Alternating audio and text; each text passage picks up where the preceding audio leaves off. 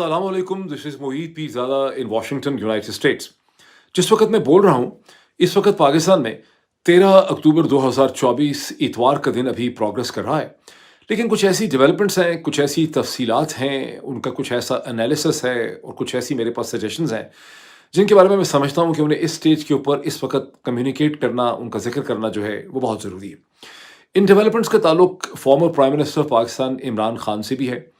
Adiala jail की सूरत हाल से भी है। 15 अक्टूबर 2024 पे एहतजाज के हवाले से पाकिस्तान तहरीक इंसाफ के अंदर क्या अंदरूनी सियासत है, वहाँ किस किस्म की एक कन्फ्यूजन है या वहाँ पर एक डिसयूनिटी देखने में आ रही है, उसके साथ भी इसका ताल्लुक है। और फिर कुछ मेरे पास एक दो सजेशंस भी ऐसी हैं कॉमन सेंस की, जो मैं समझता हूँ कि अगर वो अप्लाई हों तो इस सूरत हाल में को थोड़ी सी तमाम लोग, आप लोग, पाकिस्तान तहरीक इंसाफ की जो सेकेंड टियर लीडरशिप है, वो कुछ इसमें पॉजिटिव रोल जो है वो प्ले कर सकती है। अब आप लोगों को याद होगा कि जो मेरे पिछले दोनों वीलॉग थे, वो दोनों तकरीबन इसी मौजू के हवाले से थे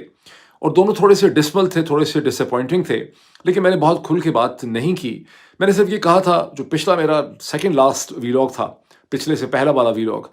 उसमें मैंने ये कहा था कि पाकिस्तान तहरीक इंसाफ 15 अक्टूबर 2024 का जो एहतजाज है डी चौक का, उसकी कॉल के हवाले से कुछ कंफ्यूज नज़र आती है, कुछ उसमें कन्फ्यूजन है, कुछ इत्तेहाद नज़र नहीं आ रहा है। वरना अगर ऐसा होता तो फिर पाकिस्तान तहरीक इंसाफ का जो यूट्यूब चैनल है, वहाँ पर उसके हवाले से वाशगाफ कोई प्रेस कॉन्फ्रेंस, प्रेस स्टेटमेंट आई होती, या पाकिस्तान तहरीक इंसाफ का जो ट्विटर हैंडल है, वहाँ पर इसके हवाले से बड़ी क्लियर पोजीशन होती, वहाँ पर उसका कोई एक पिन्ड ट्वीट होता, उसके बारे में कोई कम्युनिकेशन हो रही होती, ज़राए अबलाग को एंगेज किया गया होता, कुछ की नशर व इशात हो रही होती। लेकिन इससे ज़्यादा, और यही इसी किस्म की चीज़ें मैंने अपने अगले वीलॉग में भी कहीं, जहाँ मैंने कहा कि पाकिस्तान तहरीक इंसाफ ने एक बहुत मुश्किल, बहुत बोल्ड, बहुत ज़रूरी एहतजाज का फ़ैसला कर लिया है 15 अक्टूबर के हवाले से। लेकिन ये एक बहुत मुश्किल फ़ैसला है उनके लिए। और मुश्किल कहते हुए मैंने एहतियातन ये कहा कि मुश्किल इसलिए भी है कि उनको ये लगता है कि वो शंघाई कोऑपरेशन ऑर्गेनाइजेशन एससीओ का जो समिट हो रहा है इस्लामाबाद में, उसके बयानिए के खिलाफ जा रहे हैं। उन पे ये इल्ज़ाम होगा कि ये एक कौमी मुफाद का इंटरेस्ट है, जिसके खिलाफ वो जाके खड़े हो गए। उन्हें इस स्टेज के ऊपर एहतजाज जो है वो नहीं करना चाहिए था, तो उनके ऊपर इसका भी दबाव है। फिर कुछ एग्जॉस्शन भी है कि 2, 3, 4 अक्टूबर को जो उन्होंने एहतजाज किया और उसके बाद जो गिरफ्तारियां हुई, फिर लोगों को ज़ाहिर उनको बेयर करना पड़ता है, वकुला को एंगेज करना पड़ता है। कई कई दिन लोग जो हैं गिरफ्तार रहते हैं, ज़्यादा अरसे भी गिरफ्तार रहते हैं, उनको नुकसान भी बहुत होता है, बहुत से लोग ज़ख्मी भी हुए। तो ये तमाम चीज़ें हैं, कुछ नकात है, कुछ कमज़ोरी है, कुछ कन्फ्यूजन है, जिसकी वजह से ये बहुत मुश्किल डिसीजन उन्होंने ले लिया है। लेकिन अब उन्होंने ये डिसीजन ले लिया है और ये पॉलिटिकली करेक्ट डिसीजन है, बिकॉज चूँकि उनका बहुत ही बेसिक मुतालबा कि इमरान खान तक उनकी बहन जो हैं उन्हें एक्सेस दे दी जाए, वकील डॉक्टर को एक्सेस दे दी जाए, किसी लीडर को मिलने दिया जाए, बल्कि लीडर भी नहीं तो बुनियादी तो यही था कि डॉक्टर को मिलने दिया जाए, क्योंकि इमरान खान की और उनकी बहन को मिलने दिया जाए, ताकि जो तरह तरह की शकूक हैं, जो स्पेकुलेशंस लोग कर रहे हैं, जो अफवाहें हैं, उनका सदेबाब जो है वो किया जा सके। लेकिन इंतहाई बेसिक जो रिक्वेस्ट थी, उसे इस्लामाबाद हाई कोर्ट के ज़रिए टर्न डाउन करवा दिया गया, जहाँ पे सलमान अकरम राजा जैसा ब्रिलियंट वकील जो है वो पेश हुआ। उनकी डिसअपॉइंटमेंट का भी मैंने जिक्र किया था। लेकिन बहुत सी और भी तफसीलात मेरे सामने थी, मुझे उनका नॉलेज था, कई लोगों से बात हो चुकी थी, लेकिन मैंने उनका ज़िक्र अज़े राहे मसलहत में उसका ज़िक्र नहीं करना चाहता था। ताहम चूँकि अब पाकिस्तान के प्रोमिनेंट टीवी एंकर पर्सन और वीलॉगर जो हैं इमरान रियाज़ खान, उन्होंने उसकी बहुत तफसीलात जो हैं वो शेयर कर दी हैं। सो cat is out of the bag. और जो उसमें मिसिंग तफसीलात हैं, कुछ थोड़ी सी मैं उसमें एडिशन करके मज़ीद उस सिचुएशन को एक्सप्लेन मैं इस स्टेज के ऊपर करना चाहता हूँ। अभी जो तफसीलात हैं मैं थोड़ी सी आपके साथ दिनों की टाइमलाइन के हिसाब से शेयर करना चाहता हूँ। जुमेरात के दिन से पाकिस्तान तहरीक इंसाफ की लीडरशिप में और रैंक एंड फाइल में बड़ी बेचैनी और बड़ी परेशानी पाई जाती थी, बिकॉज उस वक्त तक इमरान खान को इनकम्युनिकाडो हुए हुए तकरीबन 7-8 दिन जो हैं वो मुकम्मल हो चुके थे। क्योंकि जैसा कि आप सुन चुके हैं कि 3 अक्टूबर 2024 के बाद इमरान खान से ना पार्टी के किसी नुमाइंदे की मुलाकात हुई, ना रिपोर्टर्स की उनकी मुलाकात हुई, ना उनके वकला की मुलाकात हुई। वकला की तो बहुत देर से नहीं हो रही थी, और ना ही उनके घर वालों से किसी की मुलाकात हुई। घर वाले भी इमरान खान बेचारे के कौन हैं, उनकी दोनों बहनें जो हैं अलीमा और उज़मा जो हैं ज़्यादा थोड़ी एक्टिव थी, सड़कों पर नज़र आ रही थी। उन्हें तो गिरफ्तार कर लिया गया ये इल्ज़ाम लगा के कि उनके पास आतशी एक्सप्लोसिव मटेरियल है, और जो लेटेस्ट है कि उन्हें अब जुडिशल रिमांड पे जेहलम की किसी जेल के अंदर जो है वो भेज दिया गया है। और आपने देखा कि उनकी एक ही बहन जो सियासी तौर पे एक्टिव नहीं थी, वही सामने हमें नज़र आ रही थी, नौरीन नियाज़ी साहिबा, और उन्हीं के बारे में रिक्वेस्ट थी कि उनकी मुलाकात जो है वो इमरान खान से करा दी जाए। अब जुमेरात के दिन से जो सिचुएशन मुझे पता चलती है from more than one source, वो ये है कि अलीमा खान साहिबा की तरफ से मैसेजेस बहरहाल پارٹی کی لیڈرشپ کو مل رہے تھے کہ 15 تاریخ کو ایک احتجاج کرنا چاہیے عمران خان کی تک رسائی حاصل کرنے کے لیے، اور یہ میسیجز مختلف لوگوں کو مل رہے تھے ان کے، اور ان میسیجز کے اندر بہت زیادہ آپ کہہ سکتے ہیں کہ شدت اس وقت بھی آئی جب مراد سعید صاحب کے بھی بڑے ڈیسپریٹ میسیجز جو ہیں وہ ملنے لگے، اور مراد سعید صاحب کا جو ایک میسیج تھا آپ نے دیکھا کہ اس کو وربلائز کیا گیا وائس اوور میں، اور وہ پاکستان تحریک انصاف کا جو یوٹیوب چینل ہے وہاں پہ وہ پایا جاتا تھا۔ جب مراد سعید صاحب کا میسج پہنچا تو پی ٹی آئی کا جو آفیشیل ٹویٹر ہینڈل ہے اس نے بھی اس کے اوپر ایک ٹویٹ کر دیا، اور وہاں سے لوگوں میں یہ بات چلی گئی جمعرات کے دن سے ہی کہ پاکستان تحریک انصاف جو ہے وہ 15 تاریخ کو 15 اکتوبر کو ایک دفعہ پھر ڈی چوک پہ احتجاج کرے گی۔ یہ بات جمعرات کے دن سے ہی تقریباً جو ہے یہ نکلنا شروع ہو چکی تھی۔ تاہم پارٹی کی جو ٹاپ لیڈرشپ ہے، اور ٹاپ لیڈرشپ سے اس میں بہت سے لوگ آ جاتے ہیں، اس میں بیرسٹر ایکٹنگ چیئرمین بیرسٹر گوہر علی خان بھی ہیں، اس میں شبلی فراز بھی ہیں، اس کے اندر عمر ایوب صاحب بھی ہیں، اس کے اندر پھر خیبر پختونخوا کے چیف منسٹر جناب علی امین گھنڈا پور بھی ہیں، وہاں کی بھی لیڈرشپ ہے۔ تو یہ ٹاپ لیڈرشپ کا اس حوالے سے نہ تو کوئی فیصلہ ہوا تھا، نہ کوئی کنسنسس تھا۔ اب یوں کہہ لیں کہ پارٹی کی سیکنڈری لیڈرشپ جو ہے اس نے ایک احتجاج کی کال جو ہے وہ دے دی، لیکن ٹاپ لیڈرشپ جو ہے اس کا کوئی ابھی مائنڈ ہی نہیں بنا تھا کہ ہمیں کیا کرنا ہے، اس حوالے سے ہمیں کیا پوزیشن لینی چاہیے۔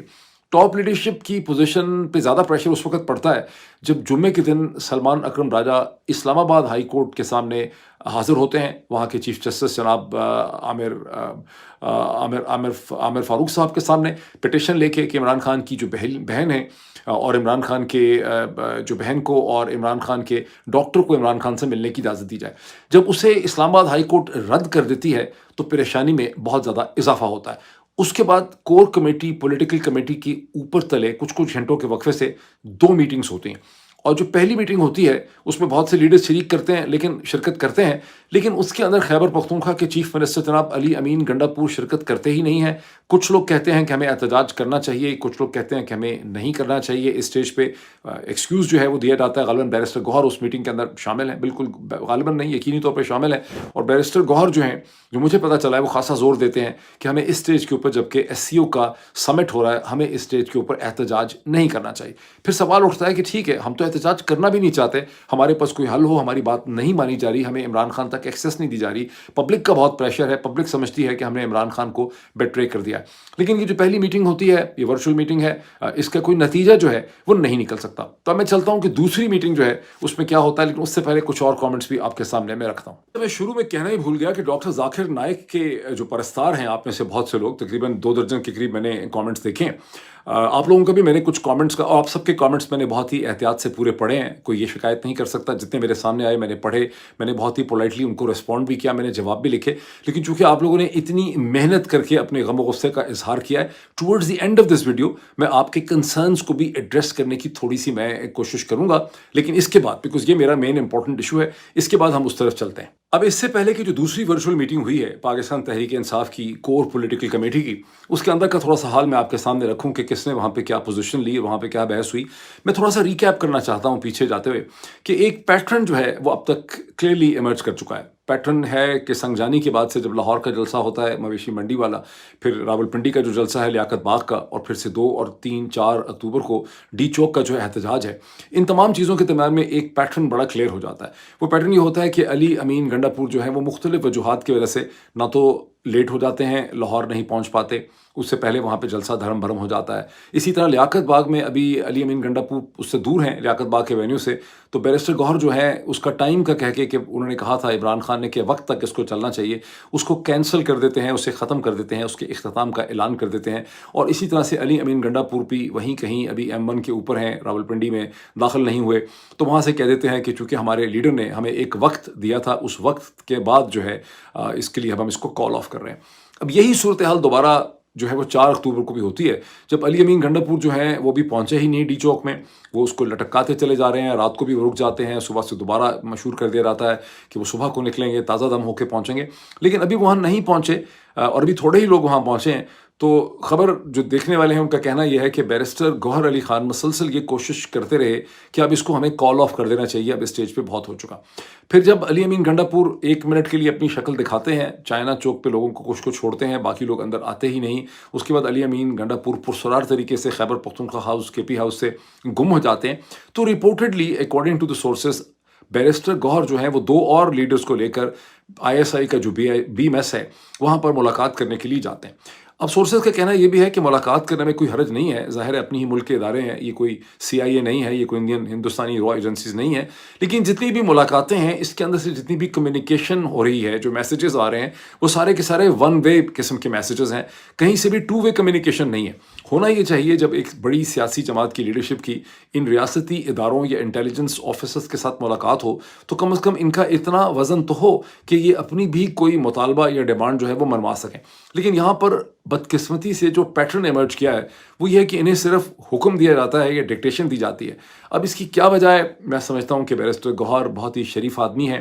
ان کو ان کی شرافت، ان کی انٹیگریٹی کی وجہ سے، ان کی کوئی لیگل سکلز کی وجہ سے ہی عمران خان نے ایکٹنگ چیئرمین بنایا ہوگا، انہوں نے ان پہ ٹرسٹ کیا۔ لیکن بیرسٹر گوہر جو ہیں وہ کوئی بہت مضبوط قسم کے شخص نہیں ہے، وہ ایک روایتی پاکستانی سیاستدان نہیں ہے، اور پاکستان میں بدقسمتی سے جو روایتی سیاست ہے اس کا مطلب بھی یہی بن چکا ہے کہ آپ سڑک پہ آپ کی پٹائی بھی ہوگی، آپ کے کپڑے بھی پھاڑے جائیں گے، آپ کے گریبان پہ ہاتھ بھی ہوگا، آپ کے گھر کے دروازے بھی توڑے جائیں گے، آپ کو اپنی بیوی بچے کے سامنے گرفتار بھی کیا جائے گا، آپ کو قید و بند کی صعوبتیں بھی برداشت کرنی پڑیں گی، آپ کی زمین، آپ کی جائیداد کو نقصان پہنچایا جا سکتا ہے، پراپرٹی آپ کی کرک کی جا سکتی ہے۔ اور اگر آپ جنرل دیکھیں، لوگوں کی ایکسپیکٹیشنز بھی ہے میڈیا میں کہ اسی آدمی کو جرأت مند اور دلیر جو ہے وہ سمجھا جاتا ہے کہ چونکہ سیاست میں یہ تمام چیزیں جو ہے وہ کرنا وہ چاہتا ہے۔ حالانکہ اس ملک کا جو فاؤنڈر تھا قائد اعظم محمد علی جناح، وہ تو کبھی گرفتار نہیں ہوئے، ان کے گریبان پہ کبھی کسی نے ہاتھ نہیں ڈالا، ان کے کپڑے کبھی نہیں پھٹے، وہ کبھی سڑک پہ گرے ہوئے نہیں تھے، تو لیکن اس کے باوجود پاکستان کی سیاست کا مطلب بھی یہی ہے۔ تو بیرسٹر گوہر جو ہے وہ غالباً اس پورے ایکسپیرینس کے لیے کٹ نہیں ہے، اور وہ ظاہر انڈر پریشر آ جاتے ہیں، یہی مجھے اس کی بات سمجھ آتی ہے۔ بہرحال بیرسٹر گوہر کی یہ ساری صورتحال جو ہے وہ رہی ہے اس سیکنڈ جو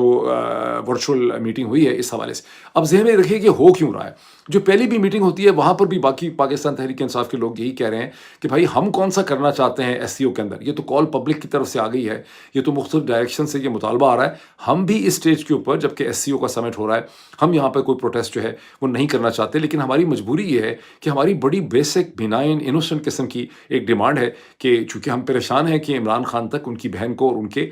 جو ہے ان کے وکیل ان کے ڈاکٹر کو ایکسیس دی جائے، لیکن ہماری اس بیسک سی بنیاد کو بھی آپ ریزالو نہیں کر سکتے۔ آپ اور کو چلیں کہتے ہیں کہ نہیں کرنا چاہیے ڈیمانڈ، تو آپ کم از کم ہماری یہ ڈیمانڈ جو ہے اس کو تو ریزالو کروا دیں، اس پہ تو کوئی ہمیں ریزولوشن یا ریلیف دلوا دیں۔ اب چلتے ہیں پاکستان تحریک انصاف کی کور پولیٹیکل کمیٹی کی جو سیکنڈ ورچوئل میٹنگ ہوتی ہے احتجاج کے حوالے سے 15 اکتوبر کے۔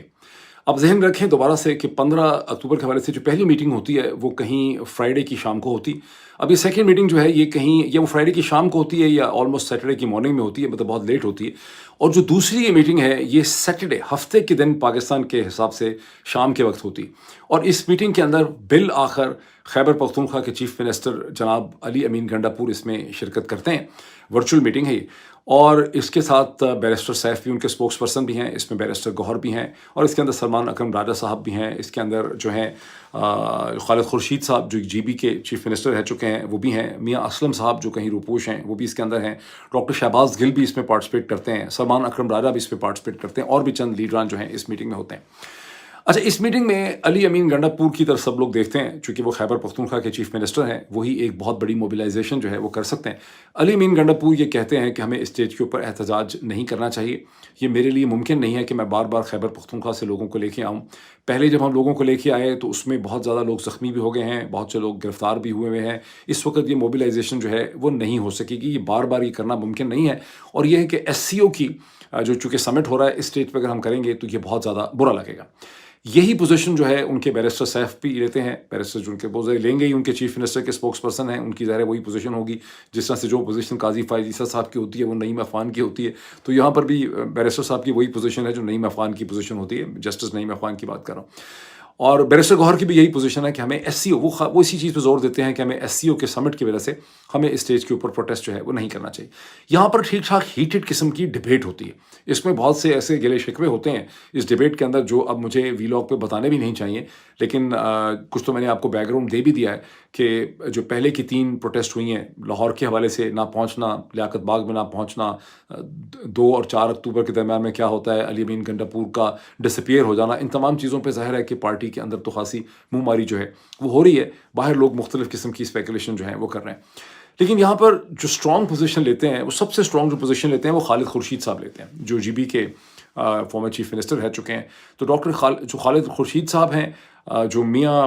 اسلم صاحب ہیں، ڈاکٹر شہباز گل ہیں، سلمان اکرم راجہ ہیں، اور بھی کچھ لوگ ہیں جو بڑی یہ پوزیشن لیتے ہیں کہ ہمیں ڈیفینیٹلی طور پہ 15 اکتوبر کا احتجاج جو ہے وہ کرنا چاہیے. اگر 15 اکتوبر کے احتجاج کی ہم ایک ڈیسائزو کال نہیں دیں گے تو پارٹی کا اور پارٹی کی جو rank and file and secondary and tertiary leadership ہے اور ورکرز کے درمیان میں ایک خلیج کھڑی ہو جائے گی. وہ یہ سمجھیں گے کہ پارٹی کی ٹاپ لیڈرشپ جو ہے انہوں نے عمران خان کو اس انتہائی کروشل مومنٹ کے اوپر بیٹرے کر دیا ہے، اور ہمیں عمران خان کا پتہ ہی نہیں چل رہا. ہماری ڈیمانڈ، ہم واقعی ہمیں بھی احساس ہے کہ ایس سی او کے اوپر ہمیں کہ دن کے وقت ہمیں نہیں کرنا چاہیے، لیکن اس کا تو بڑا سادہ سا حل ہے. جب وہ سمجھتے ہیں کہ ہمیں پروٹیسٹ نہیں کرنی چاہیے تو انہیں ہمیں عمران خان کی بہن کو ان کی اور ان کے ڈاکٹر کو ان تک ایکسیس دے دینی چاہیے. لیکن دوسری طرف سے اس میں کوئی ڈیسیجن جو ہے ونس اگین اس میٹنگ میں نہیں ہوتا. وہاں علی امین گنڈا پور یہ بھی اچھا، پھر یہ لوگ علی امین گنڈا پور کو کہتے ہیں کہ بھائی آپ چیف منسٹر ہیں خیبر پختونخوا کے، آپ کے افیکٹو کمیونیکیشن اور ایکسیس ہے بھائی لوگوں تک، تو آپ کم از کم ہمیں پھر ایکسیس دلا دیں تاکہ ہمیں پروٹیسٹ نہ کرنی پڑے. اس پہ علی امین گنڈا پور کہتے ہیں کہ چلے میں دوبارہ کوشش کرتا ہوں، لیکن اگر میں نے جب بھی میں کوئی سولوشن نکالنے کی کوشش کرتا ہوں تو مجھے بعد میں آپ سب لوگوں کی طرف سے سپورٹ نہیں ملتی. وہاں پر غالباً علی امین گنڈا پور ایک بہت عجیب بات بھی کرتے ہیں. وہ کہتے ہیں کہ اگر عمران خان سے کسی کی ملاقات ہو گئی کسی کی تو باہر آ کے پتہ نہیں پھر وہ عمران خان کے بہاف پہ وہ لوگ کیا کہہ دیں. یہاں سے اس شک کو بھی تقویت ملتی ہے کہ 4 اکتوبر کو جب علی امین گنڈا پور اس کو وائنڈ آف کر دیتے ہیں، کال آف کر دیتے ہیں، اور وہ بیرسٹر گوہر پورے کے پورے پروٹیسٹ کو، وہ چیز عمران خان کے، میں اب تقریباً خاصے وثوق سے یہ کہہ سکتا ہوں، بیکاز میں پہلی دفعہ آپ سمجھے کہ مجھے بھی ٹوٹل کلیئرٹی اس حوالے سے ہو گئی ہے، بیکاز بہت اس میں ابہام اور کنفیوژن رہا ہے پہلے. اور لیکن عمران خان کو اس کا نہیں پتہ، اس میں عمران خان کا کوئی کنسنسس نہیں ہے. اور اس دن کے بعد سے عمران خان کو ان کمیونیکاڈو کرنے کی ایک جو بنیادی وجہ یہ سمجھ آتی ہے کہ بھائی لوگ یہ چاہتے نہیں کہ عمران خان 4 اکتوبر کو جو کچھ ہوا اس کے اوپر کامنٹ کر سکیں یا کوئی اور وہ اس کے حوالے سے ڈیسیژن کر سکیں. اب ایک اور بہت امپورٹنٹ پوائنٹ ہے جس کو ذہن میں رکھنا بہت ضروری ہے کہ جو 2 سے 4 اکتوبر کی پروٹیسٹ کی کال تھی ڈی چوک میں، اس میں ہرگز ٹھیک ہے لوگ اپنے اتنی کچھ بھی کہتے رہیں، لیکن وہ کوئی عمران خان کی رہائی کی کال نہیں تھی، نہ عمران خان کے لیے کوئی سہولتیں حاصل کرنے کی کال تھی. وہ خالصتاً کال تھی سپریم کورٹ آف پاکستان کو بچانے کے لیے، جو سو کالڈ کانسٹیٹیوشنل پیکج کے ذریعے ایک آئینی عدالت لائی جا رہی ہے. اسلام آباد ہائی کورٹ کے وہ جج صاحبان جنہوں نے عوام کو ریلیف دیا ہے استبداد کے خلاف، دہشت گردی کے خلاف، فیشزم کے خلاف، ان کو پروٹیکٹ کرنے کے لیے وہ موومنٹ تھی، وہ عمران خان کے لیے نہیں تھی. اور اس کی پاداش میں ایک طرح سے آپ سمجھیں کہ عمران خان کے اوپر یہ الزام لگا کے کہ جب عمران خان اندر سے میسیجز اور سگنلنگ کرتے ہیں عمران خان کو سزا دی جا رہی ہے. عمران ریاض کا جو وی لاگ اب چند گھنٹے پہلے ہے اس میں انہوں نے بہت تفصیل کے ساتھ یہ بتایا ہے کہ عمران خان کا کس طرح سے اخبار بند کر دیا گیا ہے، کینٹین بند کر دی گئی ہے، ان کو ان کے سیل سے باہر نہیں نکلنے دیا جا رہا ہے، ان کو ایکسرسائز کی فیسلٹی ان کی ختم کر دی گئی ہے، چھوٹا سا ان کا سیل ہے. اور جب میں یہ سن رہا تھا تو میں سوچ رہا تھا کیا یہ ملک ہے؟ میں خدا کی قسم میں یہ سوچ رہا تھا کہ یہ کیا ملک ہے؟ یہ پاکستان کا فارمر پرائم منسٹر ہے جس نے اس ملک کی پرائم منسٹر بننے سے پہلے اپنی جوانی سے، اپنے بچپن سے، اپنے جوانی سے جب 20 سال کا نہیں ہوا تھا اس وقت سے یہ شخص پاکستان کی عزت، اس کے وقار، اس کے امیج کے لیے کھڑا ہوا ہے اور لڑ رہا ہے. کبھی کاؤنٹی کرکٹ میں، کبھی انٹرنیشنل کرکٹ میں، کبھی پاکستان کے کرکٹ کیپٹن کی حیثیت سے. یہ وہ شخص ہے جس نے وزیر اعظم بننے سے بہت پہلے پاکستان کے اندر ایک ہیلتھ کی بہت بڑی موومنٹ اور ریولوشن اس نے لانچ کیا، جب اس نے تنہا لوگوں کی مدد سے اس نے کینسر ہاسپٹل بنائے، ان کی فنڈنگ ارینج کی، اس نے یونیورسٹیاں کھڑی کر دیں، ایک ایجوکیشنل موومنٹ اس نے کھڑی کی، اس نے لوگوں کو ایک تحفظ و احساس اس نے دیا. اس نے جس طرح سے جا کے اقوام متحدہ میں فلسطین کا یا اسلاموفوبیا کا کاز پلیس کیا، اس شخص کے ساتھ یہ ٹریٹمنٹ پاکستان میں ہو رہا ہے. What to think of the Pakistani people? Pakistani لوگوں کی ذہنیت، ان کی غیرت، ان کی سیلف رسپیکٹ کے بارے میں، ان کی بہادری، عزت، کسی بھی جو ہیومن ویلیو ہے، جو اتنے یہ لیکچر دیتے ہیں، کبھی ہر وقت اسلام کے پیچھے، مذہب کے پیچھے اپنے آپ کو چھپا لیتے ہیں سارے لوگ جو ہیں، ان کے بارے میں ہم اپنے بارے میں سوچ سکیں؟ شیشے کے اندر ہم اپنا اگر چہرہ دیکھیں گے تو ہمیں کیا اپنا چہرہ جو ہے وہ نظر آئے گا؟ تو یہ مطلب ایک صورتحال ہے۔ اب اس سے پہلے کہ میں ڈاکٹر ذاکر نائک صاحب کے پرستاروں کے لیے کچھ کامنٹس کروں، میں کوئکلی یہاں پہ 2-3 سجیشنز آپ کے سامنے رکھوں، ایک کوئک انالیسس اس کی شکل میں۔ مجھے بھی لگتا ہے کہ اگر پاکستان تحریک انصاف کی پوری تیاری نہیں تھی، انٹرنل کنسنسس نہیں تھا، تو 15 اکتوبر کی کال جو ہے پروٹیسٹ کی نہیں جانی چاہیے تھی۔ But having said this, Pakistan Tehreek Insaf کو ایک بہت عجیب و غریب قسم کی صورتحال میں پھنسا دیا گیا، عمران خان کو آئسولیٹ کر کے۔ اب چونکہ ان کو کسی بھی طرح سے ریلیف نہیں تھی، یا تو ہوتا کہ علی امین گنڈا پور جو ہیں وہ اتنے افیکٹو ثابت ہوتے، مؤثر ثابت ہوتے، آخرکار ان کو چیف منسٹر خیبر پختونخوا کے صوبے کا تو عمران خان نہیں بنایا، تو یہ علی امین گنڈا پور کی سیاسی اور اخلاقی، مورل اور کامن سینس ڈیوٹی تھی کہ جب ایسی صورتحال ڈیولپ ہو گئی، انلیس کہ وہ خود چاہتے ہیں کہ یہ صورتحال ہو کہ عمران خان کو آئسولیٹ رکھیں تاکہ عمران خان 4 اکتوبر کو جو لیٹ ڈاؤن ہوا ہے اس کے اوپر عمران خان کامنٹ ہی نہ کر سکیں، عمران خان ان کی اکاؤنٹیبلٹی کر ہی نہ سکیں، اس حوالے سے ان سے کوئی سوال پوچھ ہی نہ سکے کہ بھائی آپ کا اس کے بارے میں کیا خیال ہے۔ تو انلیس کہ وہ یہ چاہتے ہیں، یہ علی امین گنڈا پور کی ذمہ داری تھی، پروٹیسٹ اور نو پروٹیسٹ، کہ علی امین گنڈا پور اپنے بھائی لوگوں کے ساتھ جو ان کے گڈ کنیکشنز ہیں، جس میں وہ جرگے کو ناکام بنانے میں ان کی مدد کر رہے ہیں، جو کامیاب تو نہیں بنا رہے نا، ناکام بنا رہے ہیں، راستے بھی بند کیے ہوئے ہیں، تو وہ جو سارے ڈرامہ بازی کر رہے ہیں، چونکہ وہ ان کی گڈ آفیسرز ہیں بھائی لوگوں کے ساتھ، تو ان کی ذمہ داری تھی کہ عمران خان کو تک ان کی کم از کم بہن کو اور ڈاکٹر کا رسائی دلا دیتے۔ یہ ان کی بہت بڑی ذمہ داری تھی، جس ذمہ داری میں وہ ہو گئے فیل۔ اب اس سٹیج کے اوپر اگر تحریک انصاف کی ٹاپ لیڈرشپ جو ہے اس میں کوئی یونائٹڈ فرنٹ بنتا ہی نہیں 15 اکتوبر کے احتجاج کے حوالے سے، اور یہ باتیں تو ظاہر ہے باہر آ گئی ہیں، جب عمران ریاض کی طرح کا انتہائی popular vlogger spread the Benz, تو اب یہ بات جو ہے یہ باہر آ گئی ہے۔ اب اس کا مطلب یہ ہے کہ پاکستان تحریک انصاف کی جو رینک اینڈ فائل ہے، جو سیکنڈری ٹرشری لیڈرشپ ہے، اور ورکرز میں بڑی مایوسی اور بڑی بے چینی جو ہے وہ پھیل جائے گی۔ میں سمجھتا ہوں اس سٹیج پہ جو سیکنڈ ٹیئر لیڈرشپ ہے اس کو اپورڈ ورٹیکل پریشر ڈالنا چاہیے، بیرسٹر گوہر، عمر ایوب صاحب پہ، شبلی فراز صاحب کے اوپر، اسد کیسر صاحب پہ، اور خیبر پختونخوا سے خاص کر کے وہاں کے جو ایم پیز ہیں اور ایم این ایز ہیں، انہیں پریشر ڈالنا چاہیے علی امین گنڈا پور پہ کہ بھائی صاحب اگر اس سٹیج کے اوپر ہم پیچھے ہٹ جائیں گے، ابھی ہمیں کچھ نہ کچھ کرنا ہوگا، اگر ہم پیچھے ہٹ جائیں گے تو ہماری تمام سیاسی حیثیت، اہمیت، روب، دبدبہ اور پرسٹیج جو ہے اس کو بہت بڑا دھچکا لگ جائے گا۔ اور اگر شریف زرداری عاصم رجیم نے عمران خان کو گزند اور نقصان پہنچانے کا کوئی فیصلہ نہیں بھی کیا تھا تو وہ آپ کو اتنا کمزور دیکھیں گے کہ ان کا مائنڈ اس حوالے سے بننے لگ جائے گا۔ اس سٹیج کے اوپر جو ایم پیز ہیں، جو ایم این ایز ہیں، جو سیکنڈری ٹرشری ٹاؤن قصبے کی لیڈرشپ ہے، کہ ان کی ذمہ داری ہے کہ اپنی ٹاپ لیڈرشپ کے اوپر ورٹیکل اپورڈ پریشر جو ہے ایگزرٹ کریں۔ جی، مائی اپالوجیز، میں ڈیفینیٹلی طور پہ بات تو کرنا چاہ رہا تھا ڈاکٹر ذاکر نائک کے، آپ میں سے جو پرستار ہیں، اور آپ لوگوں کے سارے کامنٹس میں نے پڑھے، اس کے میں نے جواب دیے، میں اس کو رسپونڈ کر کے کچھ تھوڑا سا ایک براڈ جنرلائز انالیسس بھی اس کا کرنا چاہ رہا تھا، لیکن اس کے لیے مجھے پھر بھی 3-4 منٹ لگ جائیں گے۔ اس سٹیج پہ میری آج کل دوسری کوشش یہ ہے، in view of the public request کے 20-21 منٹ سے زیادہ کا میری کوشش ہوتی ہے کہ ویلاگ نہ ہو، یہ آلریڈی 20 منٹ سے زیادہ ہو چکا ہے، یہ میں اگلے جو ویلاگ میں مجھے انشاءاللہ موقع ملے گا تو ڈاکٹر ذاکر ستار صاحب کے پرستاروں کی خدمت میں بھی میں تھوڑا سا ایک انالیسس آفر کروں گا۔ آپ کے کامنٹس میں نے سارے پڑھے ہیں، جہاں تک مجھے ممکن ہوا میں نے جواب بھی دیا۔ Thank you.